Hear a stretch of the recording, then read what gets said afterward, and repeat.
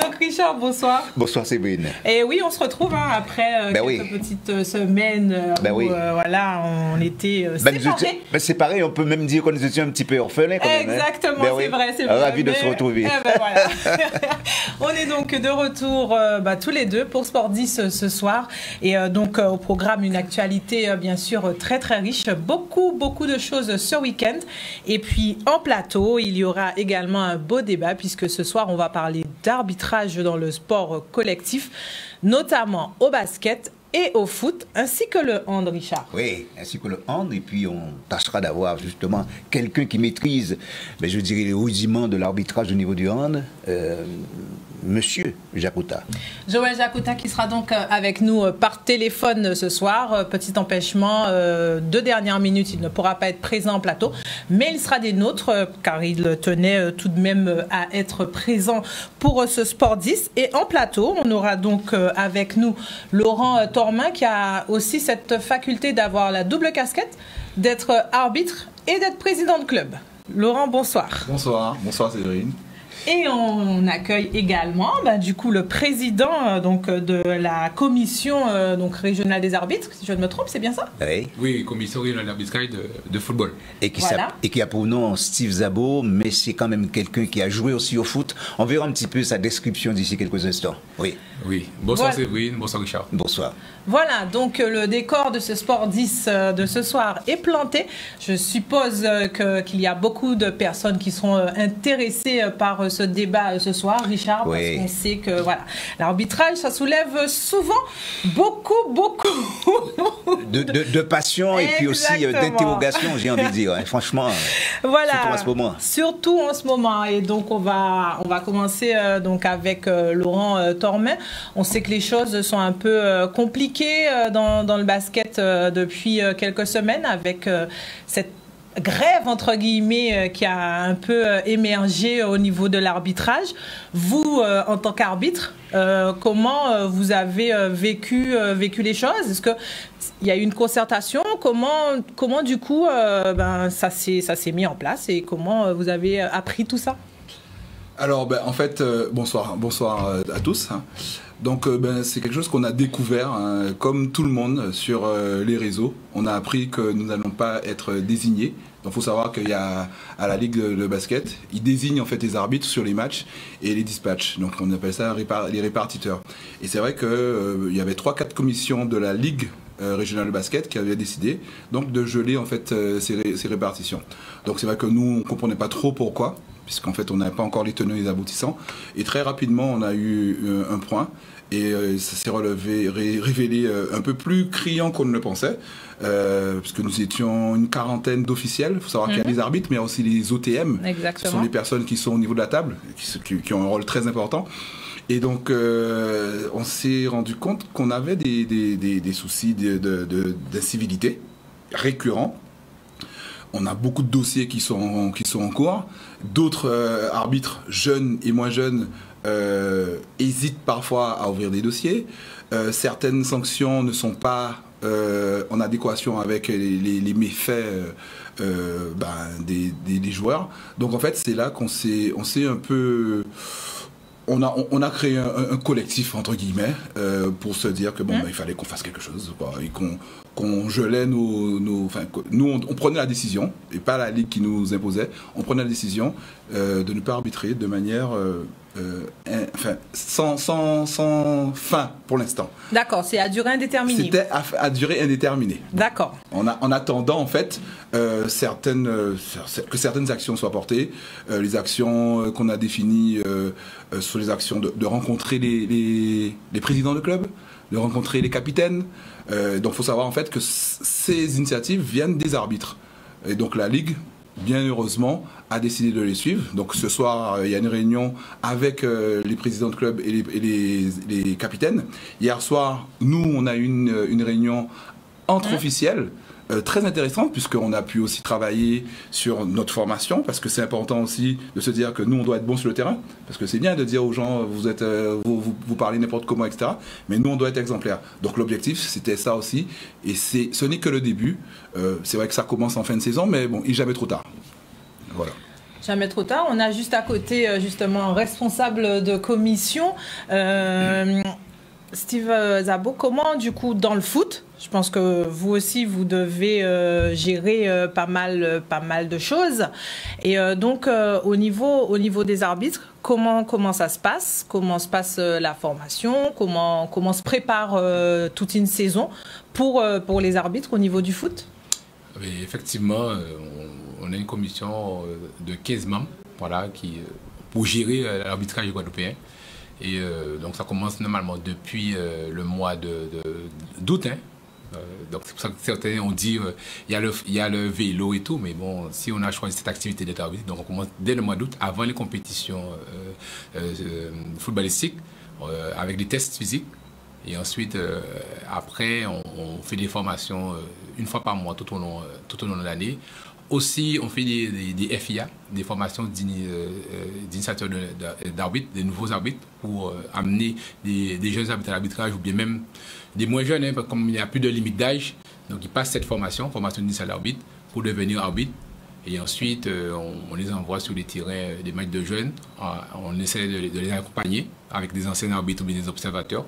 Une fois qu'ils ont réalisé un certain nombre de matchs, là, après, ils peuvent évoluer seuls.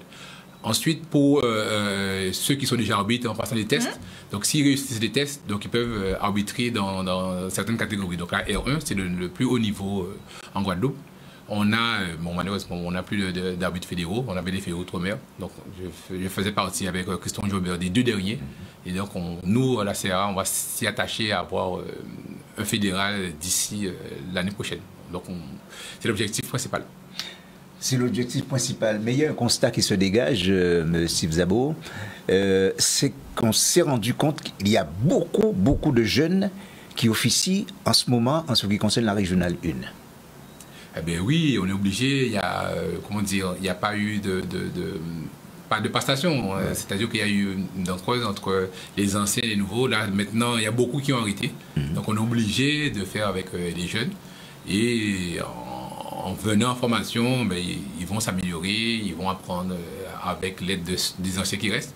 Mais heureusement qu'ils sont là. Et ils arrivent quand même à tenir les différentes rencontres. Mais ils viennent en formation, mais ils doivent continuer aussi à venir en formation pour vraiment parfaire ce qu'ils ont appris au début. Oui, mais c'est vrai, parce que quand on regarde les arbitres en activité, on le sait, mais là on rentre dans le vif du sujet. Vous êtes souvent critiqués. Ça, il faut dire les choses comme elles sont. Alors, les critiques viennent de qui? Et les critiques, selon vous, pourquoi? À l'instar de mon compère du basket, on discutait en avant. C'est pareil, l'arbitrage en basket, je pense, en handball, on est souvent critiqué. Souvent par ceux qui ne connaissent pas les lois du jeu. Beaucoup, hein. Surtout au football, c'est le seul sport où on peut jouer au foot sans connaître les lois du jeu. Au football, le basket c'est un peu différent, mais le football c'est ça. Et dès qu'on est derrière son écran, ben, on est arbitre. Quand on est spectateur, on est arbitre. Alors que certains, quand ils passent la formation, ils disent ah mais finalement c'était compliqué. Et donc voilà. Donc on est critiqué par les supporters, surtout par les supporters, par les joueurs, par les présidents de club, par les dirigeants. Mais quand ils passent derrière, ils prennent le sifflet. Eh bien, il y a ceux qui ils ont quand même cette preuve une forme de tolérance pour dire que finalement, ce n'est pas si facile que ça. Et critiquer surtout avec ceux qui sont, par exemple, sur le terrain, sur le rectangle vert, à l'image d'ailleurs de ce micro-trottoir que nous avons réalisé. Je vous propose de regarder. Moi, ça, envie de dire, c'est l'arbitrage. C'est qui nous match en mer. Donc, du moment qu'il prend certaines décisions pas adéquates, match à partir, le travail d'une semaine, c'est l'arbitre qui le juge le week-end. Donc, c'est comme si vous êtes à casa ou vous connaissez vos amis, ou vous descendez et puis vous allez manger là. Bon, est-ce que ça veut dire parfois pas tellement d'accord avec des décisions qu'elle va prendre? Ah oui, mais pratiquement tout le temps. Tout le temps. Donc, on le voit partout, dans tous les sports. Mais dans le foot, c'est un peu plus persistant. Mais je peux te dire que c'est vrai que ce sont des bénévoles. Mais il aurait fallu avoir quand même un petit comité pour pouvoir, je ne sais pas, peut-être faire un recyclage ou les aider ou une petite formation parce que des fois, une idée ou toi, et ça, ces conseils-là que on biba justement les arbitres, c'est quoi? Oui, faut la ligue, faut habiter bayo. Faut pas laguer yo parce que la plupart du temps, quand il y a des réunions, quand supposé une réunion entre arbitres, mais là, le terrain là, il y a toi. ils livré à eux-mêmes. Donc, moi, je pense que tu peux faire une petite cellule pour eux, même sans tu recyclage, pas ça. Toujours une façon d'améliorer les choses. Merci. Oui, même par exemple, dernièrement, il y a eu quelques événements au niveau du futsal, même au niveau du basket. Bon, moi qui ai joué un peu au foot étant plus jeune et un petit peu au futsal il n'y a pas si longtemps que ça, je trouve que ce sont des situations qui sont déplorables. Ça me dépasse. Moi, je peux pas concevoir que des gens puissent, en plus même pas les acteurs à proprement parler du sport, puissent faire des actes de la sorte. On ne peut pas se permettre de frapper des gens, porter atteinte aux personnes et faire ce genre de choses vis-à-vis du sport. Le sport, c'est pas ça. Qu'est-ce qu'il y a lieu de faire selon vous? Ben, ce qu'il y a lieu de faire, ben, déjà, c'est, je sais pas moi, comment dirais-je, le sport, c'est quelque chose où on est censé prendre plaisir et pas se démonter. C'est simple, hein? C'est pas qu'est-ce qu'il y a lieu de faire. Le sport, c'est ça. Le sport, c'est le plaisir. Donc, à partir du moment où on se tape plus qu'autre chose que de prendre plaisir, pour moi, ça en vaut pas la peine. Alors, Sylvie Zabo, réaction par rapport à ces deux intervenants? Alors, quand même, je dirais, bon, effectivement, il y a eu des incivilités lors du futsal, mais l'arbitre n'avait rien à voir dedans. Là, pour cette fois, ouais. là, c'était pas à cause de l'arbitre. Ouais, c'était pas à cause de l'arbitre. Donc voilà. On peut revenir au premier. Alors, ce n'était pas à cause de l'arbitre, mais je crois qu'il y a une chose qu'il faut peut-être s'attarder un petit peu là-dessus. Quand on est arbitre, ce n'est pas un conseil que je vous donne, mais enfin c'est un constat. Quand on est un arbitre, on doit pouvoir tenir justement les joueurs, c'est-à-dire il y a la psychologie, on le sait, et quand on se rend compte que les choses ont tendance à déborder, je crois que c'est à ce moment-là qu'il faut sévir, mais dans de bonnes conditions. Et il me semble que justement dans ce match, eh bien il n'y a pas eu véritablement, je veux dire, ce côté professionnel même, je dirais, des arbitres. Non, on va pas dire ça, non. Il y avait William Jean et Cotin, je crois que ce sont les deux. Oui, voilà. En plus, ce sont des arbitres expérimentés. Bon, après, c'est vrai que la psychologie joue énormément dans l'arbitrage, aussi dans l'homme arbitre. Donc, la façon d'être, la façon de faire. Donc, oui, c'est vrai que ça peut engendrer quelques situations d'incompréhension lors de la rencontre. Mais là, non, c'était vraiment entre les deux équipes. C'est vrai qu'après, peut-être qu'on a pu peut-être plus sévir pour ramener un peu tout le monde dans un bon esprit. Mais son rôle, quand même, c'est de siffler les fautes et tout. Bon, après, s'il y a des chambrages comme ça, il a du mal à faire tout ça. Au moins, c'est d'appliquer les lois du jeu. Il est là pour ça. Après, au-delà, il y a d'autres situations un peu qui n'est pas un peu de ressort d'arbitre. Donc, c'est ça qui a un peu dégénéré cette rencontre. Dans le micro-tour 3, vous n'avez pas été trop critiqué, ça c'est vrai. Mais j'ai quand même retenu quelque chose de très important, à mon avis, c'est la formation. Les deux ont parlé de formation. Est-ce que vous vous sentez sensibilisé par rapport à ça? Oui, très sensibilisé. Comme encore on en discutait, nous, on essaie de mettre en place des formations pour les différents arbitres, surtout les arbitres de l'élite, R1, R2, au moins une fois par mois. Après, on a un manque flagrant de structure au niveau terrain pour vraiment les encadrer sur le terrain, les donner vraiment les rudiments, etc. Ça manque un peu. Après, il y a certains arbitres aussi qui ne viennent pas souvent aussi en formation. Donc, ça fait un décalage avec certains. Mais on y travaille pour les rassembler, pour les réunir, pour vraiment leur dire que bon, pour s'améliorer, il faut venir en formation et assimiler ce qu'on dit et les appliquer tous les week-ends. Combien d'arbitres en ce moment? Alors, en ce moment, en tout, vraiment en tout, on a 270 licenciés. Donc, je dis vraiment des licenciés. Dans les 270 licenciés, on a des arbitres joueurs et il y a des arbitres qui sont licenciés simplement, donc on ne les voit pas trop. Donc, on peut vraiment compter à peu près sur 160, 180 arbitres en tout. Mac de jeunes et R2, R3 et réserve. C'est un nombre... C'est insuffisant, non, c'est insuffisant. Insuffisant, voire même par rapport à la saison dernière. On a 100 matchs par week-end. Oui. On peut pas mettre tous les arbitres sur les rues, parce qu'il y a ceux qui sont indisponibles, ceux qui sont blessés, ceux qui travaillent. Donc on arrive vraiment, c'est compliqué quelquefois de couvrir toutes les rencontres. On arrivera d'ici quelques instants, on va en parler d'ici quelques instants en ce qui concerne les décisions prises par les arbitres sur le terrain, surtout lorsque, par exemple, eh bien, il y a un penalty ou encore un hors-jeu de position. On y reviendra d'ici quelques instants. Laurent Tormin, comme le disait donc Monsieur Szabo tout à l'heure, je pense que lui, il a parlé de cette, on va dire, de ce vide où il y a eu aujourd'hui beaucoup de jeunes de jeunes arbitres qui sont sur le terrain. Je pense que c'est une situation au basket que vous auriez aimé connaître. Parce que le manque d'arbitres, donc je pense que par rapport déjà à son nombre d'arbitres, je pense qu'au basket, on aurait aimé déjà atteindre ne serait-ce que ce nombre. Donc voilà, mais est-ce que aussi, ce coach aussi n'a pas été loupé dans ce renouvellement pour permettre qu'il y ait de plus en plus de jeunes arbitres? Et donc on est resté avec des générations et des générations qui sont d'ailleurs encore là et qui sont encore ces arbitres-là. Donc peut-être que ce renouveau aussi manque cruellement et fait défaut au basket guadeloupéen. Je confirme, je suis d'accord. Hein, effectivement, on a des arbitres qui sont, on va dire, âgés. Enfin, on n'a pas beaucoup de jeunes. On a des jeunes quand même, parce qu'il faut savoir qu'on a des écoles d'arbitrage. Mais tous les clubs n'ont pas d'école d'arbitrage. Tous les clubs ne fournissent pas d'arbitres. Donc ça, c'est un problème aussi. Derrière, le renouveau de l'arbitrage, faudrait demander aux jeunes, mais je pense qu'ils ont peur.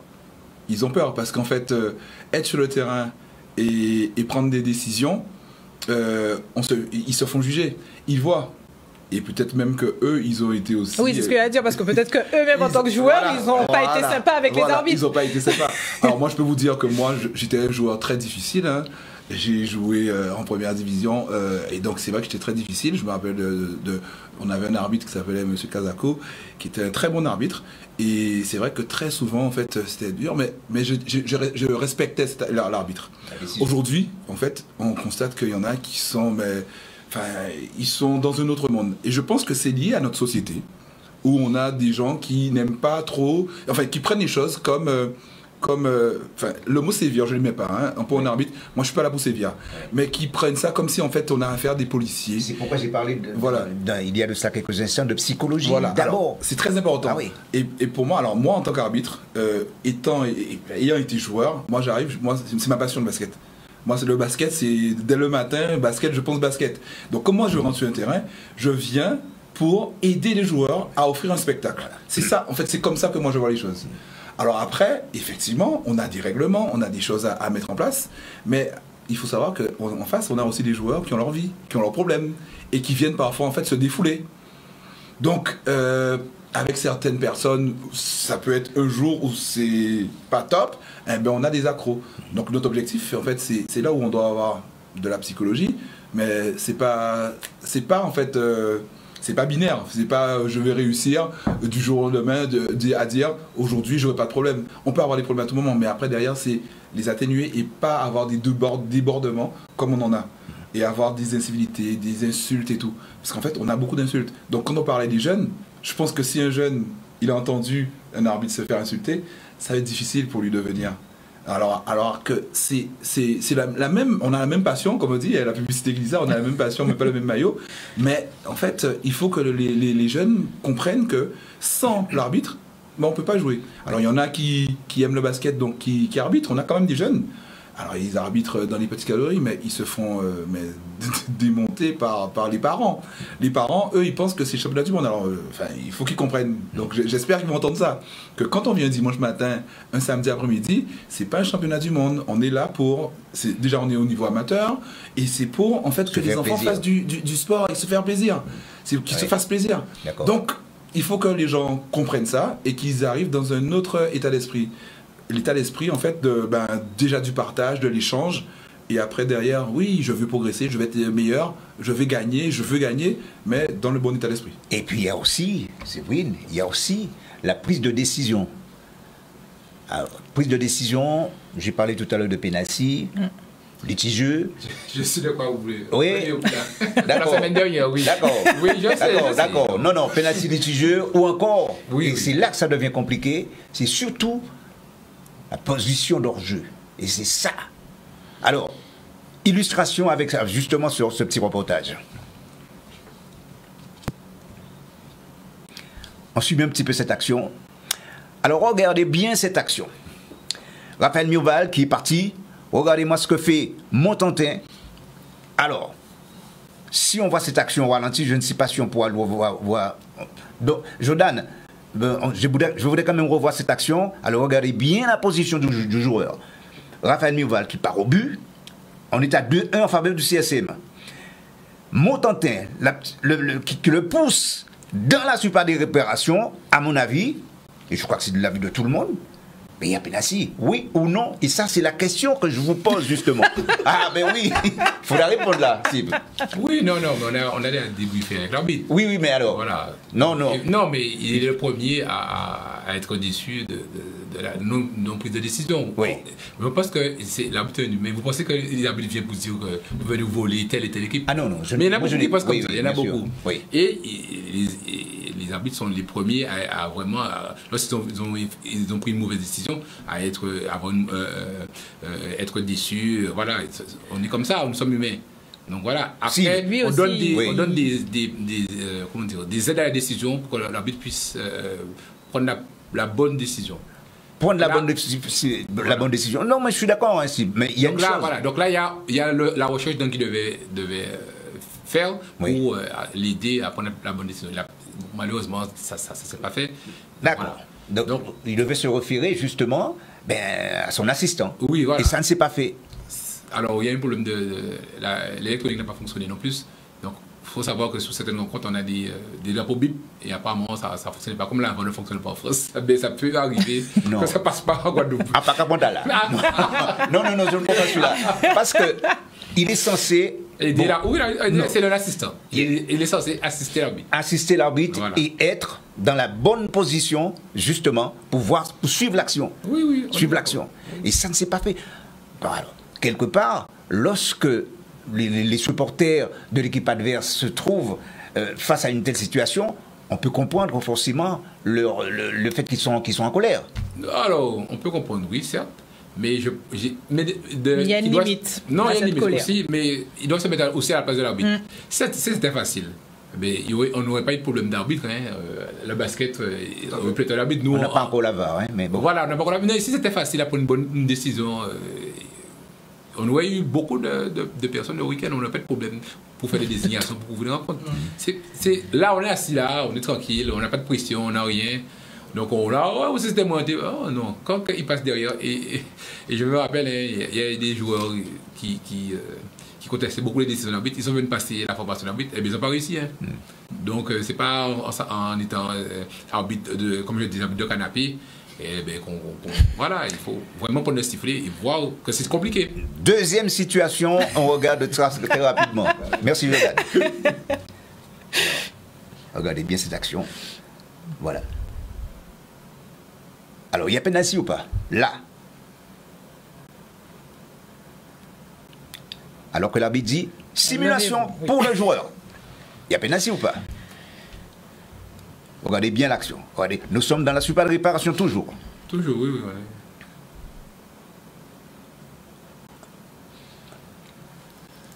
Alors oui, non, il y a un contact, voilà, mais c'est pas... voilà. Bon, voilà. on voit quand même le geste... Mais il n'y a pas de simulation, on est d'accord. Oui, voilà. Il y a le geste de la main voilà. de l'adversaire, du défenseur. Oui. Et c'est ça, justement. Je dis quelquefois, je ne suis pas là... Vous le savez, de toute façon, moi, quand je commente mes matchs, je ne suis pas là pour critiquer les arbitres, puisque je pars du principe, c'est clair, lorsqu'un arbitre quitte sa maison, il ne vient pas justement pour voler. Mais voilà, c'est ça. Je le pense. Mais beaucoup pensent ça, que l'arbitre vient voler. Non, je ne me permettrai pas de dire une telle chose. Il y en a beaucoup qui le pensent. Mais il faut qu'ils arrivent à reconnaître à prendre des bonnes décisions. Qu'il y a des erreurs d'arbitrage. Voilà, c'est sûr. Des erreurs d'arbitrage. Mais il y en a qui ne le reconnaissent pas. Et c'est là que ça devient... Ah oui, il y en a qui ne le reconnaissent pas. C'est là que ça devient un petit peu dangereux. Ça, c'est vrai, mais bon... Là, on voit un petit peu l'action un peu mieux. Regardez bien. Oui, on y va. La main, surtout. Ah oui. Ah non, mais là... Non, bon, c'est pas flagrant. Oui, mais bon... La première action était plus flagrante. Voilà. Oui, mais il y a eu quand même le carton. pour le joueur Oui, disant oui, c'était. Après, je ne sais pas si c'est pour la simulation ou si c'est pour la contestation. Voilà. Oui, non, mais alors, Laurent, vous vouliez donc intervenir. On se rend compte que c'est vrai que c'est pas forcément évident, comme disait Steve ou comme disait Richard. C'est exactement ce que je voulais dire. C'est pas évident. La prise de décision sur l'instant, parfois même en tant qu'arbitre, on voit, hein, Bien sûr. on voit, on a envie de siffler, mais finalement on siffle pas. Et après on se dit, mince, c'est trop tard. Bon, je laisse passer, Bien sûr. mais il est trop tard. Alors, il faut savoir que l'arbitre, il a quelques secondes, enfin, voire des dixièmes de secondes pour prendre une décision. Alors, non seulement ça, mais en plus de ça, il faut savoir qu'on a aussi de la tricherie. Mais il a la possibilité de revenir sous sa décision aussi. Alors, au foot, football, mais au pas foot, au basket. nous, ça continue. Voilà. Ça continue. Là, par exemple, moi, je suis un peu le football, moi, j'aurais dit simulation. Il a sauté un peu au monsieur. Voilà. Moi, j'aurais dit simulation. Voilà. Bon. Après, derrière, ça arrive très souvent. Et ça, c'est pas notre faute. Hein. S'il y a des joueurs qui simulent, et donc, en fait, qui amplifient un geste, eh ben, voilà, en fait, et parfois, en fait, eh ben, on va pas le siffler. Et donc, mais c'est vraiment compliqué. C'est la raison pour laquelle je disais, c'est pas binaire en fait. C'est pas si simple que ça de dire ouais, cette situation c'est faute, cette situation c'est pas faute.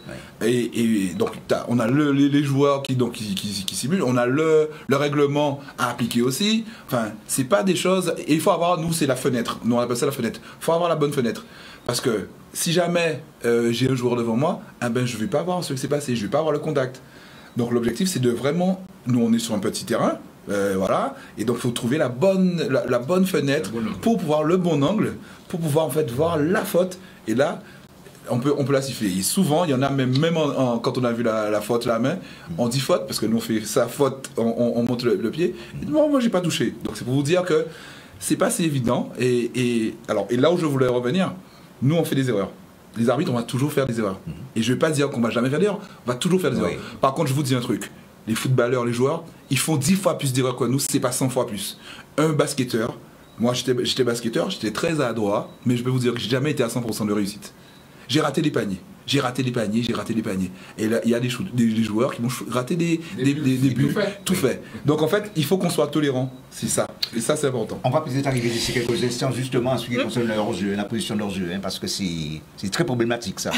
Le hors-jeu, en tout cas, c'est très compliqué. Pas facile à juger non plus. En tout cas, vous voyez que le débat est passionnant. Joël Jacota, finalement, va venir nous rejoindre pour la deuxième partie de l'émission. Donc, reste avec nous. C'est l'heure de la pause. Mais en tout cas, revenez parce que ça va encore être intéressant avec Joël qui va rajouter pour le hand.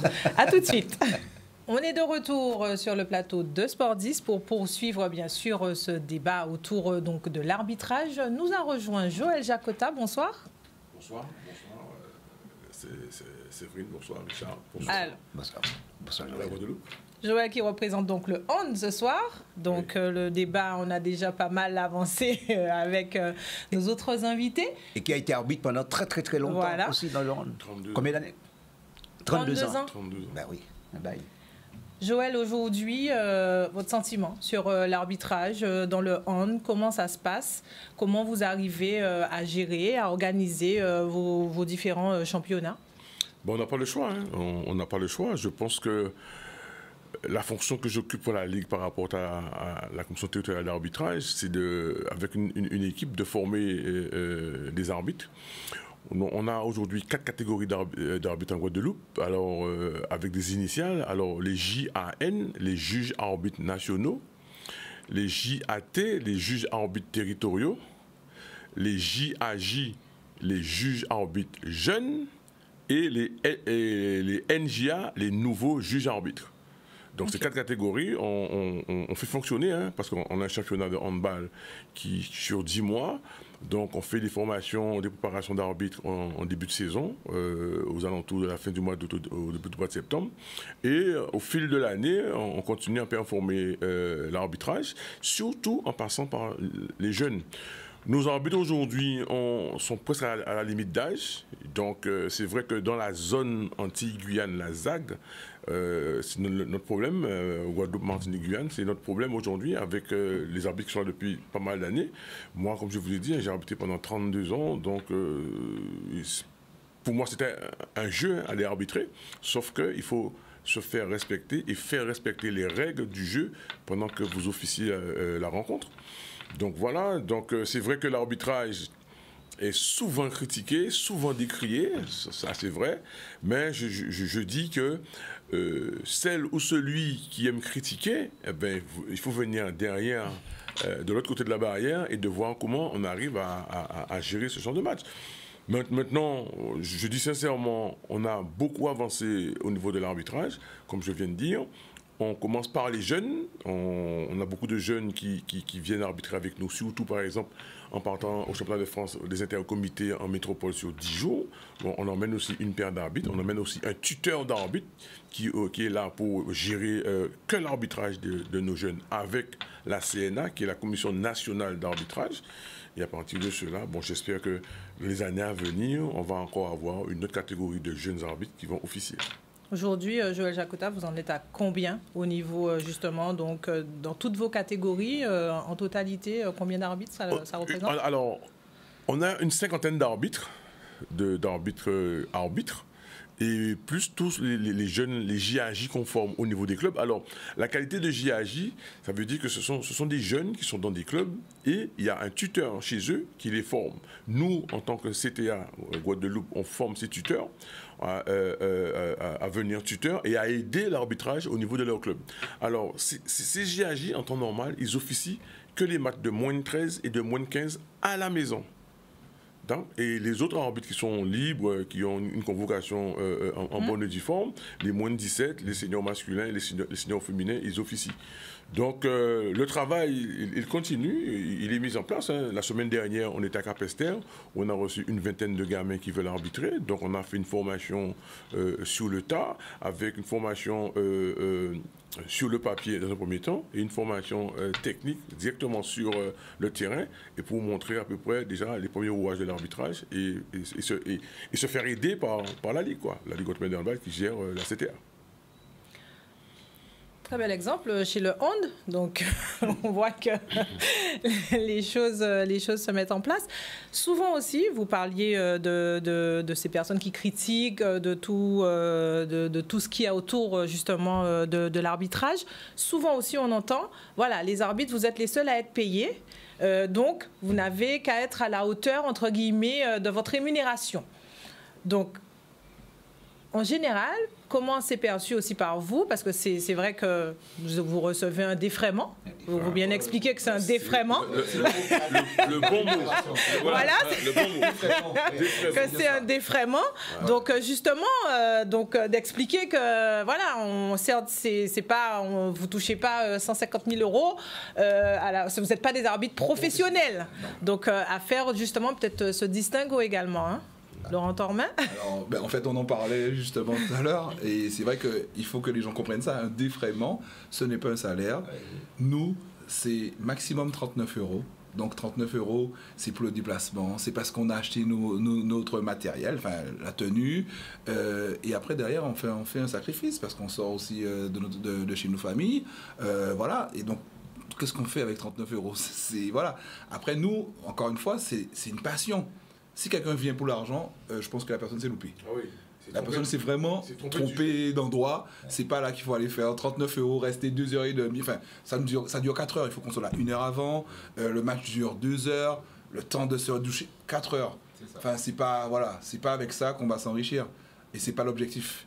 C'est pas l'objectif. D'ailleurs, pendant notre mouvement, on avait même dit qu'on était prêt pour les jeunes à le faire gratuitement. Parce qu'en fait, c'était pour montrer aux gens que c'est pas ça. L'objectif, c'est pas l'argent. Et quand ils parlent de paiement, enfin, il y a des équipes au basket qui payent des joueurs, et je ne pense pas que ce soit 35 euros. Ils n'auraient peut-être pas accepté qu'on les paye 35 euros, d'ailleurs. Donc, il faut que les gens comprennent que nous, on est là pour arbitrer, comme on dit, comme les deux responsables des commissions disaient, c'est pour driver le match, c'est pour qu'on puisse aider, accompagner les joueurs et mettre en place les règlements qui ont été dictés par les fédérations. C'est juste ça, en fait, notre rôle. Alors, Steve Szabo, vous, est-ce que vous convenez avec moi, pour être un bon arbitre, il faut avoir joué au foot? Oui, on passe, oui. Je pose la question, oui. Parce que vous-même, vous avez joué au foot jusqu'en 2009, je crois. Alors, oui, à peu près, on peut dire ça comme ça. Oui. Donc, comme j'étais blessé, donc bon, oui. j'ai dû... rupture des ligaments, je crois. Voilà, rupture des ligaments croisés. Bon, effectivement, il était un ancien sélectionné de la Guadeloupe jeune. Passant... Donc, effectivement, bon, l'expérience du terrain en tant que footballeur nous aide pour devenir arbitre, ça c'est sûr. Après, bon, si on n'est pas obligé d'être un fort footballeur, mais bon, si on a quand même joué un peu, voilà, ou bien jouer avec les amis le week-end, on peut aussi devenir un bon arbitre. Mais il faut assimiler, et être en bonne condition physique aussi, être sportif, et voilà, prendre des bonnes décisions, retenir les lois du jeu aussi, parce que quand même, on a quand même pas mal de lois du jeu, il faut les retenir et les appliquer à l'instant T. Donc voilà, c'est tout quand même tous ces éléments qui permettent de devenir un bon arbitre. Mais être footballeur, effectivement, bon, ça joue énormément. Oui, on ne va pas parler de défouement, puisque bon, on sait que dans le foot... mais je suis d'accord. Je suis complètement d'accord avec ça. Oui, c'est comme mon homologue du basket a dit. Hein. Bon, nous, c'est un peu plus quand même au football. En R1, bon, c'est 80 €, mais bon, ça fait quand même longtemps que c'est 80 €. Le coût de la vie a augmenté. Donc, on va travailler avec la Ligue pour voir si on peut améliorer tout ça aussi. Mais c'est effectivement 4 heures, hein, 4 heures de temps. Avec 80 €, on ne peut même pas amener sa famille manger correctement. Donc voilà, donc on ne va pas s'enrichir en arbitrage. Donc. Oui. Bon, pour rester... Tout ce que ça implique derrière aussi. Ben oui. C'est ça, même psychologiquement aussi. Surtout, c'est surtout puisque ça. Voilà, c'est quand même... Les colibés, voilà. Alors, même des dégradations. Donc. Voilà, ce qui fait souvent débat lors des différentes rencontres de foot, mais c'est la position de hors-jeu. Je crois qu'il faudrait peut-être qu'on en parle un petit peu. C'est vrai qu'on en a parlé un peu en off, mais je crois qu'il faudrait quand même que vous donniez quelques précisions à nos amis téléspectateurs qui regardent cette émission. Dieu seul sait combien ils sont nombreux. La position de hors-jeu, ça a toujours fait débat. Alors, expliquez à quel moment véritablement un joueur est hors-jeu. Alors, comme je le disais, enfin, effectivement, la position de hors-jeu, ça fait débat. Ça peut même débat maintenant avec la VAR. Même avec la VAR, ça fait débat. Alors, ça devait quand même régler quand même certaines choses. Oui. Alors, un joueur en position de hors-jeu, lorsqu'il est le plus rapproché, plus près de la ligne de but adverse, à la fois le ballon et l'avant d'un défenseur. Après, il y a d'autres considérations qui rentrent en compte. Est-ce qu'il intervient dans le jeu? Est-ce qu'il prend une part active au jeu? Donc, il y a tout ça. Et s'il reçoit le ballon d'un partenaire, d'un adversaire, donc il y a plusieurs éléments qu'on doit prendre en compte afin de prendre la bonne décision pour le jeu. Donc, c'est un peu normal que des fois, on y a quelques loupés. L'arbitre qui fait son diagonale. Bon, vous allez expliquer un petit peu. Oui, ça n'existe plus. Mais ce que je voulais dire, justement... Être en bonne condition physique. Être en bonne condition physique et surtout... être là où se déroule l'action. Voilà, être proche de l'action. Voilà. Mais normalement, avec ça, il n'y a pas de souci. Et comme je disais encore, hein, il y a de bons joueurs. Donc, il y a de bons arbitres. Il y a de moins bons joueurs, il y a de moins bons arbitres. Donc, on travaille pour que tout le monde soit au même niveau. Vous parliez tous, je pense que Joël Jacota aussi doit peut-être rencontrer ces difficultés, des incivilités qui sont effectivement de plus en plus récurrentes sur les terrains. Et donc voilà, chez les jeunes, surtout, on retrouve aussi pas mal de problématiques. Là aussi, c'est vrai que du coup, peut-être que les décisions, on va dire, l'autorité est plus compliquée aujourd'hui à mettre en place chez les jeunes. Et c'est vrai que c'est peut-être aussi un travail à faire en lien avec les clubs sur justement sur les règlements, sur comment aborder les compétitions pour pouvoir justement réduire au niveau des incivilités, que ce soit chez la jeune génération. Laurent Tormin. Ouais, je suis d'accord. En fait, alors c'est vrai que il faudrait que les gens connaissent le règlement, parce qu'on a un problème aussi, c'est qu'on a des joueurs même en première division qui ne connaissent pas le règlement. Donc quand on joue et qu'on ne connaît pas son règlement, c'est problématique. Normalement, c'est la base. Moi, j'avais un entraîneur, Georges Bengabert. Quand il y avait des modifications de règlement, c'était clair qu'à l'entraînement, il nous faisait passer l'info. Et certaines, par exemple, si c'était lié à la défense, eh bien, il allait en fait adapter sa défense par rapport à cela. Aujourd'hui, en fait, ça m'est arrivé très souvent, j'arrive et entre guillemets, je fais de la formation pendant mes matchs. On parle de psychologie, mais bon, moi ça ne me dérange pas. J'aime bien partager, parce que j'ai envie qu'ils comprennent. Comme je vous l'ai dit tout à l'heure, je suis là pour qu'il y ait du spectacle. Et que ces gars-là, en fait, qu'ils ne refassent pas l'erreur qu'ils ont faite avant. Et donc, c'est important. Par contre, en fait, pour revenir sur les incivilités chez les jeunes, alors, moi, quand j'ai arbitré, chez les jeunes, c'était même pas les joueurs sur le terrain le problème. Je dirais c'est mineur, mais c'est les spectateurs, les parents. Je vous disais, on dirait un championnat du monde. Ce n'est pas un championnat du monde. Et ils pensent en fait que voilà, les gamins jouent leur vie. c'est vrai, il faut gagner. Mais en fait, c'est là où il faut qu'on comprenne que c'est un championnat amateur et qu'on doit donner l'exemple aux enfants. Donc si jamais vous envoyez quelques petits mots gentils aux arbitres, ben l'enfant il va se dire mais c'est normal, alors que ça ne l'est pas. Est-ce que vous avez le droit justement, face à une telle situation, de prendre une décision? Par exemple, s'il y a des spectateurs qui sont plus ou moins énervés, c'est-à-dire finalement qui dépassent les limites, comme on dit, décision c'est quoi? Bien sûr, ben on les sort du terrain. D'accord. Ben ça m'est arrivé il n'y a pas longtemps, il y en a un qui m'a menacé, qui nous a menacé parce qu'on était deux. Je l'ai invité à prendre la porte. Et c'est parce qu'en fait, on a quelqu'un qu'on appelle le délégué club pour le match. Et lui, en fait, il a en charge, en fait, quand on a décidé que telle personne devait sortir, il sort et c'est fini. Lorsqu'il y a le petit mot, comme vous le savez, le petit mot un petit peu familier, là, sur maman, qui se répète souvent dans la tribune, par exemple, vous avez aussi le droit de prendre une décision par rapport. Quand je dis tribune, bon, vous êtes sur le terrain, il est dans la tribune, on n'entend pas. Oui, mais parfois on peut entendre parce qu'en football. On peut. Au handball aussi, on peut. Oui. Dès qu'on reconnaît. Oui. Alors, au football, nous, on ne peut pas, nous. C'est dans les tribunes. On ne peut pas. Oui, mais. Dès qu'on reconnaît, si vous reconnaissez quelqu'un. Si on reconnaît, voilà. effectivement. Voilà. Si on reconnaît, bien sûr. Oui. On peut. D'accord. Parce qu'il faut qu'il y ait un cadre. On n'est pas dans la rue, là. Voilà. Joël, tout à l'heure, sur les réagir. Alors. Moi, je dirais simplement, alors, chez les jeunes, chez nous, alors, il y a un tuteur d'arbitre qui est là et qui est à la table, ok, et qui gère les deux arbitres, ou l'arbitre, s'il est tout seul. Il gère l'arbitre ou les deux arbitres. Lui, par exemple, le tuteur, il a le droit de faire arrêter le match par les arbitres. Il monte le carton, il fait arrêter le match, il appelle les deux arbitres, il leur donne une consigne. Il a le droit de leur dire que tu mets un avertissement au manager, là. Ok. Et le gamin, comme il sait qu'il est couvert, il va mettre un avertissement au manager. Ok. Et moi, derrière, si c'est moi qui suis tuteur, je vais dire au manager, c'est la dernière fois. Donc à ce moment-là, tu t'arrêtes, tu les laisses arbitrer, et à partir de cela, on gère le match. Il continue dans le truc, j'ai le droit de lui dire, maintenant, on arrête le jeu, tu sors, tu vas dans les tribunes. Ça, il faut qu'on puisse protéger les jeunes arbitres. Et il ne faut pas oublier une chose, hein. Celle ou celui qui a envie de taper un arbitre, qu'il aille le faire, hein, parce qu'il ira aux assises. Point. La loi de l'amour. OK? Il n'y a pas d'autre solution, il n'y aura pas un correctionnel machin, il ira aux assises. Quelqu'un qui tape un de mes arbitres, moi je porte plainte contre lui et je me constitue partie civile. Point. Ça s'arrête là. C'est écrit noir sur blanc. Donc, on pourra toujours parler, mais maintenant, passer à l'acte, c'est autre chose. C'est différent. Moi, je sais qu'il y a une année, il y a quelqu'un qui a tapé un arbitre, bon, ça date, hein, qui a frappé un arbitre au niveau du handball. Le lendemain, il y avait 20 gendarmes devant chez lui. 20! Le mec a été porté plainte. OK? Le lendemain matin, ils sont venus chercher le tapeur. Ouais, ça s'arrête là.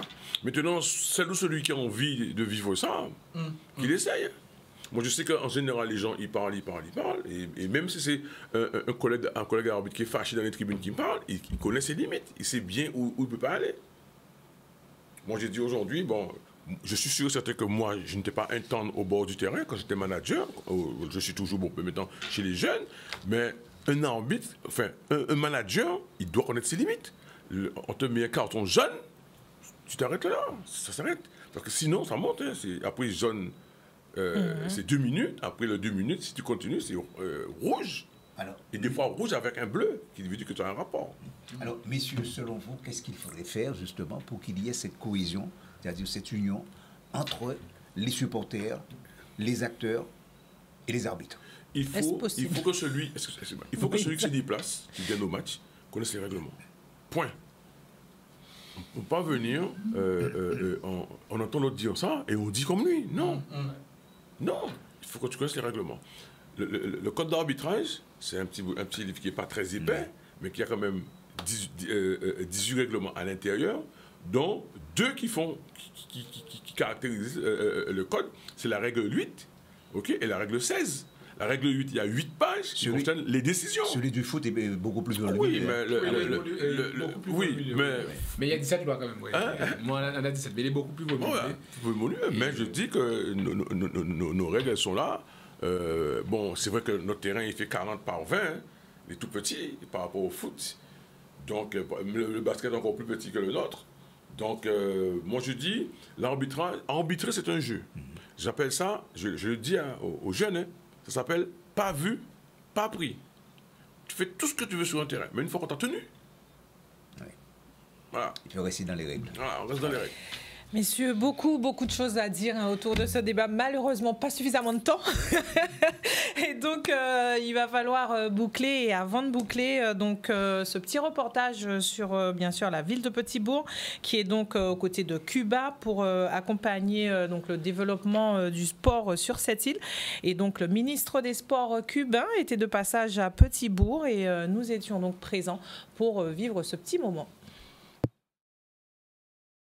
Cet après-midi, nous sommes là avec fierté, avec bonheur, rassemblés ici avec quelques élus et bien entendu d'autres amis de Cuba qui sont là, et des collaborateurs qui sont là. C'était important pour nous de nous retrouver, d'accueillir le ministre des Sports de Cuba, le ministre des Sports de Cuba. C'est à la fois un honneur pour nous, mais une fierté parce que nous participons cet après-midi vraiment à une œuvre de solidarité envers Cuba. Bonsoir, je vais vous exprimer que je suis très content de cet accueil qu'ils m'ont offert. Et très bien accueilli et on est vraiment, on se sent très bon, très bien parce que avec beaucoup de sincérité, beaucoup d'amour et avec ça vraiment donne envie de continuer et de faire cet interchange au Cuba-Guadeloupe. Nous étions engagés à être aux côtés de Cuba pour pouvoir permettre le développement du sport aussi chez eux, même si Cuba est une grande nation du sport, mais Cuba est aussi un territoire qui est sous-équipé en matière de matériel et aussi de structure. Donc nous avons voulu mettre à leur disposition du matériel de seconde main, d'une valeur de 10 000 €, à la fois des fleurets qui ont été ceux d'une grande championne olympique, Anita Blaz, mais aussi du matériel déjà utilisé du palais Laura Flessel, mais que nous avons remplacé. Nous sommes donc très heureux de pouvoir mettre ça à leur disposition. Voilà un bel échange du matériel qui a donc été offert au ministre cubain pour pouvoir permettre aux athlètes sur cette île de pouvoir pratiquer leur activité. Donc on commence le programme du week-end, Richard? Oui, le programme du week-end avec le football, pourquoi pas, hein, puisqu'on va jouer quand même la 22e journée en ce qui concerne la régionale 1. L'ensemble. Bon, là, il y a eu une mise à jour du calendrier en milieu de semaine. Et donc l'AS Gosier s'est imposé 2-0 face au CERFA. Et puis la Juventus s'est inclinée 2-0 face au Sirocco. Et donc le Sporting toujours en tête. Et donc la Juventus toujours à la dernière place. Oui, toujours à la dernière place. Et puis là, maintenant, justement, la 22e journée, là, ça va. C'est peut-être une journée décisive avec d'abord cette rencontre entre la solidarité scolaire, plutôt entre le Sporting et le CSM. Mais enfin, l'ensemble des rencontres, on va juste les énumérer, à savoir la solidarité scolaire. Eh bien, ce soir, sera opposé à l'USBM à partir de 20h30. Ça va se passer à Bémaro. Le Sporting, donc c'est demain après-midi 15h30 face au CSM, à Bémaro toujours. La Dynamo, demain après-midi face à la Jeunesse Évolution, ça c'est au Môle. L'US Cambrefort face à la Gauloise, c'est donc demain après-midi à Capesterre-Bello. L'Étoile face au CERFA qui va recevoir le CERFA à 15h30 à Petit Canal. Le Sirocco qui, le soir, sera opposé à l'Amicale aux Abîmes. Et puis la dernière rencontre donc entre l'AS Gosier et le Phare de Petit Canal, ce sera le 17, autrement dit le dimanche 17, à partir de 16h. Au classement, juste avant cette 22e journée, le Sporting est en tête avec 61 points juste derrière. le Sirocco deuxième, 60 points, et puis ferme la marche la Juventus de Sainte-Anne, lanterne rouge avec simplement 28 points qui occupe la 15e place. Chez les femmes, donc, programme du week-end, le Sporting sera opposé donc à l'entente CSC CAM. Donc, la rencontre aura lieu à Bimao. Ça va compter pour la 4e journée, ça sera à 20h. La Résistance va jouer dimanche à 8h30 à Bouillante face à l'Étoile. Ce sera pour la 10e journée de championnat. L'Arsenal Club, toujours dimanche, sera opposé à l'AS Dynamo. Ce sera à 16h à Petit-Bourg pour la 4e journée. Et puis le Sirocco, toujours dimanche à 16h face à l'AS Anonyme. Ce sera aux Abîmes. Et là, ce sera pour la 8e journée de championnat. Au classement, le Sporting Club compte 48 points. L'Étoile est 2e avec 42 points. 3e, le Club Sport, 36 points. Et ferme la marche donc de ce classement, l'USBM avec 14 points. Peut-être qu'il va nous donner un petit peu du follet, notre ami Jordan, on va voir. Mais voilà, le follet, pourquoi? Oui. Parce que samedi, donc, il y aura la course cycliste qui a pour nom AS de Cœur Vélo, avec un départ à 14h30 et une arrivée prévue à 18h.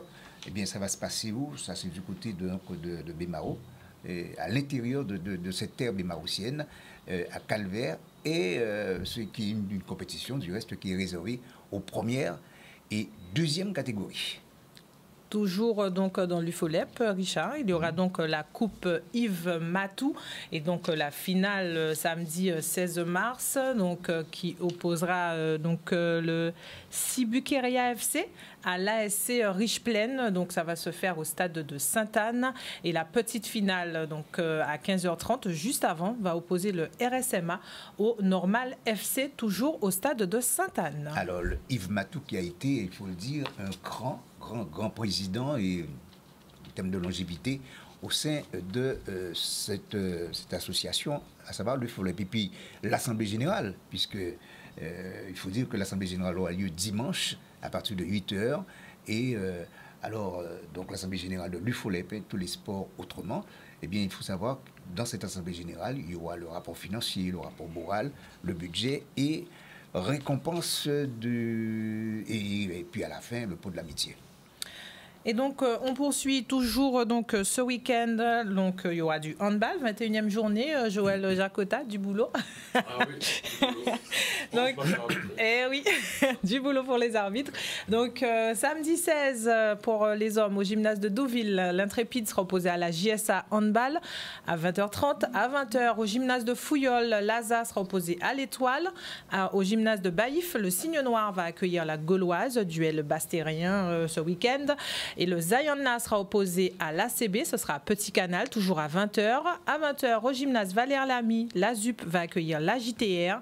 Et puis 19h, au gymnase de Cap-Esterbello, c'est le Cap Sandball qui va recevoir l'Entente Club Sport, et l'Infini HBC. Donc, occupe la première place la JTR et ferme la marche le Cap Sandball. Chez les femmes, Richard. 21e journée également pour les femmes, avec cette rencontre qu'il faudra suivre justement entre l'Intrépide de Sainte-Anne et la JSA.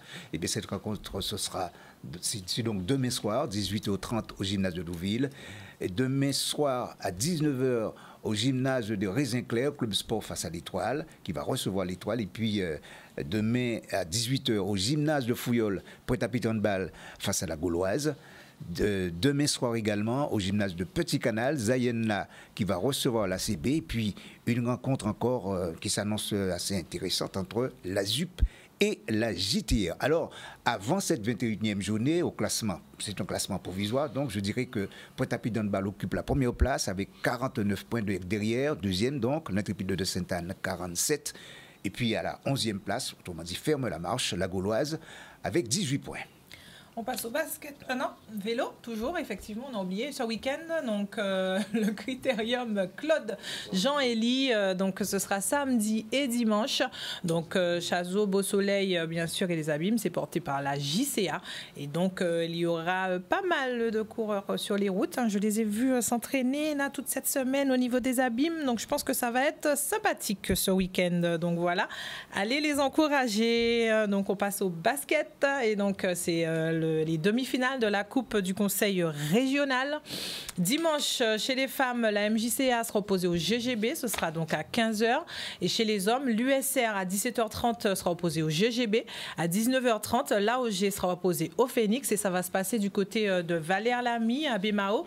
Laurent Tormet, y aura-t-il des arbitres? Oui, il y en aura. Des matchs découverts par la Ligue. Ok. Ouais. Voilà, suspension.